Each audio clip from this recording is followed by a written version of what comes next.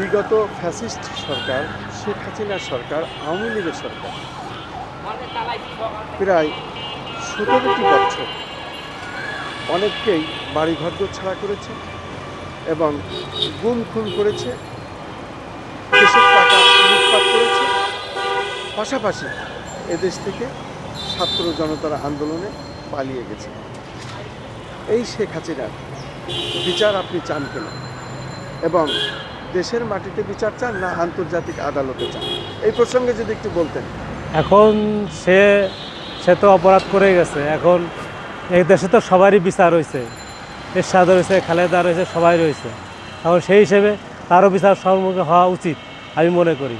কারণ বিচার যেটা সঠিক বিচারে যেটা হয় সেটাই তার প্রতি হওয়া উচিত এবং সবাই এটাই মেনে নেবে ইনশাআল্লাহ, যাতে মানে এই সামনে ভবিষ্যতে আর এই যদি সুষ্ঠু বিচার হয় এই ধরনের সবাই তারা দেশের ষড়যন্ত্র করছে, তাহলে সামনে ভবিষ্যতে আর কেউ এই ধরনের দেশের বিরুদ্ধে মাথাটা দিয়ে উঠতে পারবে না।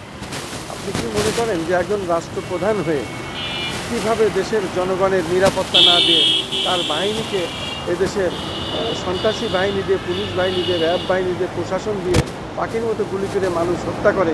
এটা কি এই বাংলাদেশ সারা বিশ্বের আর কোথাও এরকম ঘটনা আপনার জানা আছে? না না, আমার জানা নেই, এটাই প্রথমবার। এবং এত বিশ্বের ইতিহাসে মানে এইভাবে যে নেতা সবাই পালিয়ে গেছে এর কোনো নজিরও নাই, বুঝছেন না? আপনার নাম পরিচয় যদি একটু বলতেন।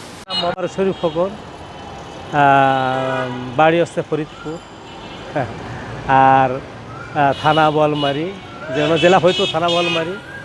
এই হলো আমার পরিচয়। এবং আপনি কি পেশায় আমি সাধারণ কর্মচারী। শুধু দর্শক, আসলে সাধারণ মানুষের কথা এমনই, যারা সাদামাটা মানুষ, এদেশের নাগরিক, যারা সাদা মনের মানুষ, এই ধরনের হুবহু সত্য কথাটা তারাই বলে থাকেন। ঠিক তেমনই একজন ব্যক্তির আমি সংক্ষিপ্ত সাক্ষাৎ দিলাম।